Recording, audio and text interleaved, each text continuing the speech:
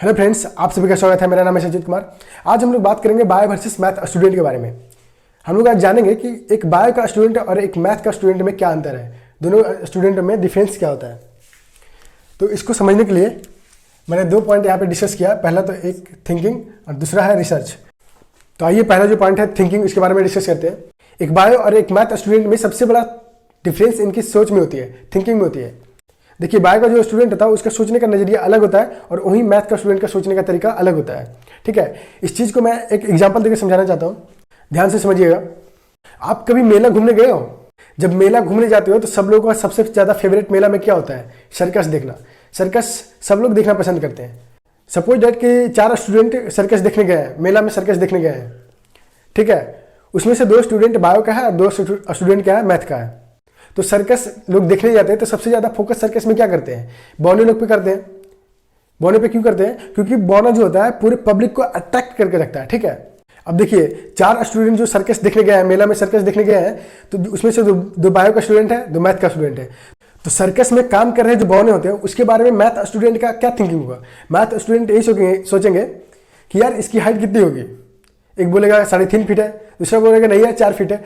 ठीक है, मान लेते हैं वो बोना का हाइट 3.5 या 4 फीट होगा। इससे ज़्यादा से ज़्यादा क्या सोचेंगे वो लोग? इससे ज़्यादा मैथ के स्टूडेंट क्या सोचेंगे? लेकिन जो बायो का स्टूडेंट है वो देखिए क्या सोचते हैं। बायो का स्टूडेंट ये सोचते हैं कि यार इसकी हाइट इतनी कम कैसे रह गई? क्या इसके पेरेंट में कोई डिसऑर्डर है, क्रोमोसोमल डिसऑर्डर था जिसकी वजह से इसकी हाइट कम रह गई, या फिर कोई जेनेटिकल इफेक्ट है जिसके कारण इसकी हाइट इतनी छोटी रह गई, या तो फिर इसमें कोई क्रोमोसोमल डिसऑर्डर है, या तो फिर ऐसा भी हो सकता है कि इसके अंदर ग्रोथ हार्मोन डेवलप ही नहीं हुआ जिसके कारण इसकी हाइट कम रह गई। ठीक है, तो बायो का स्टूडेंट ये सब सोचते हैं। देखिए, बायो का स्टूडेंट और क्या सोचता है? बायो का स्टूडेंट ये भी सोचता है कि यार इसकी हाइट इतनी छोटी रह गई, क्या इसकी शादी हो पाएगी या फिर नहीं हो पाएगी? अगर शादी होगी भी तो क्या नॉर्मल लड़की से होगी, या फिर कोई लंबी लड़की से होगी, या फिर इसकी जैसी नाटी लड़की से होगी? अगर मान लिया जाए लंबी लड़की से शादी हो भी गई तो इसका जो नेक्स्ट जनरेशन होगा, इसके जो बच्चे आएंगे वो कैसे होंगे? क्या उसमें भी जेनेटिकल डिसऑर्डर देखने को मिलेगा?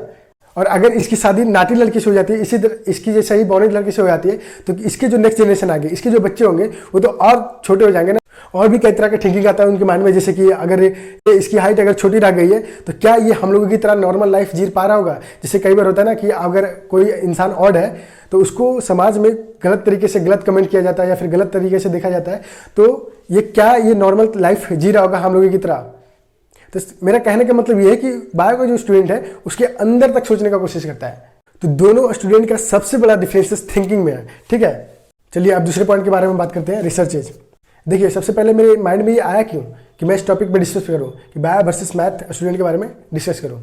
देखिए, मेरे फ्रेंड सर्कल में मैथ और बायो दोनों का स्टूडेंट है। ठीक है, तो मैथ का जो स्टूडेंट है उनका ऐसा मानना है कि मैथ का जो स्टूडेंट है वो बायो के कंपेरिजन में अपना माइंड को ज़्यादा इस्तेमाल करते हैं। मैंने बोला कैसे? देखिए, बोलने का तो कोई भी कुछ भी बोल जाता है, क्योंकि बोलने पे कोई रोक टोक है नहीं। ठीक है, तो मैंने उनसे पूछा कैसे भाई प्रूफ करो? तो उसने बोला कि देखो भाई, जो भी तुम डेली लाइफ में यूज करते हो, लाइट हो, फोन हो या फिर पंखा है, जो भी तुम्हारे आरामदायक समझाना है वो सारे के सारे फिजिक्स का देन है। मैंने बोला बिल्कुल सही बात है। आज जो भी चीज़ें हैं, यह है पंखा है, लाइट है, जिसका हम आनंद ले रहे हैं, ये सारे फिजिक्स का देन है। बिल्कुल सही बात है, लेकिन ये किसने बोल दिया कि बायो में रिसर्च नहीं होता है? आपको मैं बता दूं कि जितना फिजिक्स में रिसर्च हुआ ना, उससे दुगना तिगना रिसर्च बायो में हुआ है। क्योंकि वर्ल्ड में लगभग 1.6 to 1.7 मिलियन स्पीसीज प्लांट और एनिमल का है जो कि अभी नोन है, और अननोन कितने वो मालूम नहीं। तो इतने सारे स्पीसीज का पता तभी चला जब रिसर्चेज हुए हैं। और सिर्फ स्पीसीज का रिसर्चेज नहीं, उनके बॉडी स्ट्रक्चर, उनके स्टाइल, उनके लिविंग स्टाइल, हर चीज़ के बारे में रिसर्च किया गया है। और ये कोई एक साइंटिस्ट का काम नहीं है। जैसे मैं आपको बताता हूँ एग्जांपल देखिए कि आपकी बॉडी में सिर्फ जो गॉल ब्लैडर है उसकी जो फंक्शन है वो कोई और साइंटिस्ट बता के गए हैं। आपकी जो किडनी है उसकी फंक्शन कोई और साइंटिस्ट बता के गए हैं। जो इंटेस्टाइन है, स्मॉल इंटेस्टाइन या लार्ज इंटेस्टाइन, उसकी जो फंक्शन है कोई और साइंटिस्ट बता के गए हैं। और कई सारे स्पीसीज ऐसे हैं जिनकी रिसर्च हुई नहीं और वो दुनिया से एक्सटेंड भी कर चुके हैं। और अगर बायो में रिसर्च नहीं होता ना तो इस धरती से एक और प्रजाति का एक्सटेंशन हो जाता है अब तक, और वो प्रजाति है इंसान। कैसे होता है मैं उस पर डिस्कस करता हूँ आपको। लेकिन उससे पहले यार, आपको अगर मेरी वीडियो पसंद आती है तो प्लीज़ वीडियो का लाइक कर दिएगा, चैनल को सब्सक्राइब कर दिएगा और वीडियो को शेयर भी कर दिएगा। शेयर क्यों कीजिएगा वीडियो का? देखिए, अगर आप एक स्टूडेंट है तो आपकी जो फ्रेंड सर्कल होगा वो भी स्टूडेंट का ही होगा। कोई दारू पीने वाला लड़का आपके फ्रेंड सर्कल में नहीं होगा। तो आपको अगर मेरी वीडियो पसंद आती है तो जाहिर सी बात है आपके फ्रेंड को भी आएगी। ठीक है, तो आप वीडियो को शेयर जरूर कीजिएगा। इंसान एक्सटिंक्ट कैसे होता है मैं आपको बताता हूँ। देखिए कई सारी जो बीमारियां, पहले क्या होता था, पहले के ज़माने में अगर कोई छोटी मोटी बीमारी होती थी, इतनी सारी बीमारियां थी नहीं। अगर छोटी मोटी प्रॉब्लम आती भी थी, छोटी मोटी बीमारियां होती भी थी, तो जो मेडिसिनल प्लांट होते थे, जैसे तुलसी है, एलोवेरा है, या फिर चित्ता चिरैती है, जो बुखार में काम आते थे, तो उसको यूज करके लोग ठीक हो जाते थे। लेकिन अब बड़ी बड़ी बीमारियां का उत्पन्न हुआ और ये जानलेवा बीमारी है।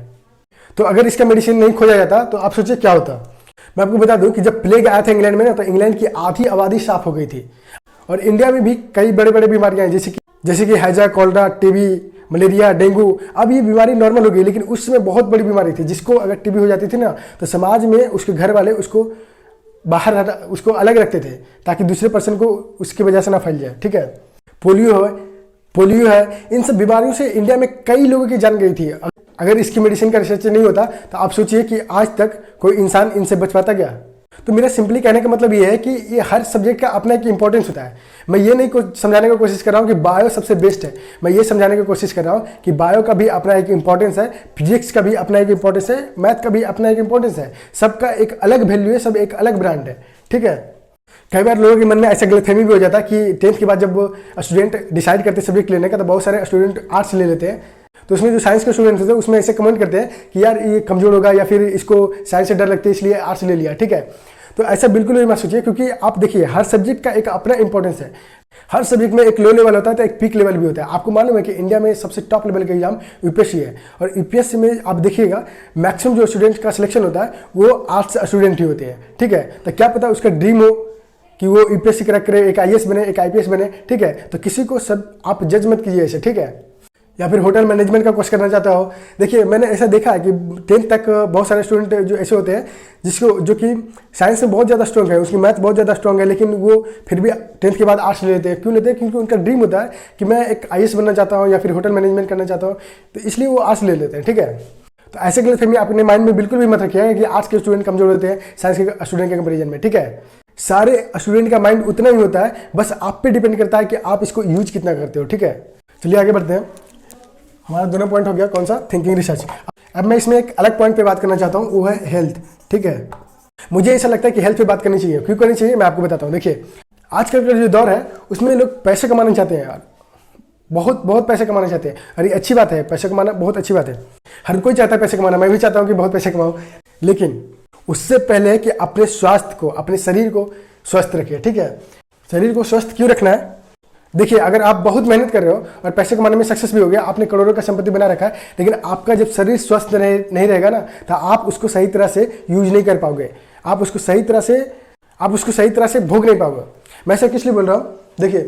देखिए सबसे बड़ी बात है कि लोग पैसा कमाना क्यों चाहते हैं? लोग पैसा कमाना इसलिए चाहते हैं क्योंकि वो चाहते हैं कि उसकी लाइफ बेटर हो, वो एक अच्छा लग्जरियस घर में रहे, एक अच्छा लग्जरियस गाड़ी हो उनके पास, और उनकी जो पहनावा ओढ़ावा हो वो अच्छी हो, उनके जो नेक्स्ट जनरेशन है उनकी पढ़ाई लिखाई अच्छे स्कूलों में हो, उनका खान पान जो हो बेहतर हो। ये सारे रीजन होते हैं पैसे कमाने का। लेकिन अगर आप स्वस्थ नहीं रहोगे, आप अपनी बॉडी पे ध्यान नहीं दे रहे हो, जिससे छोटे मोटे बीमारियां आपके शरीर में उत्पन्न हो रही है, तो अगर आप स्वस्थ नहीं रहोगे तो आप जो लाइफ पाने के लिए पैसे कमाया है, क्या आपको वो लाइफ मिल पाएगी? नहीं मिल पाएगी। ठीक है, तो सबसे पहले आप अपने स्वास्थ्य पे भी ध्यान रखिएगा। आज की वीडियो में बस इतना ही। अगर आपको मेरी वीडियो पसंद आई है तो वीडियो को लाइक कीजिएगा, चैनल को सब्सक्राइब कीजिएगा। Thanks for watching the video.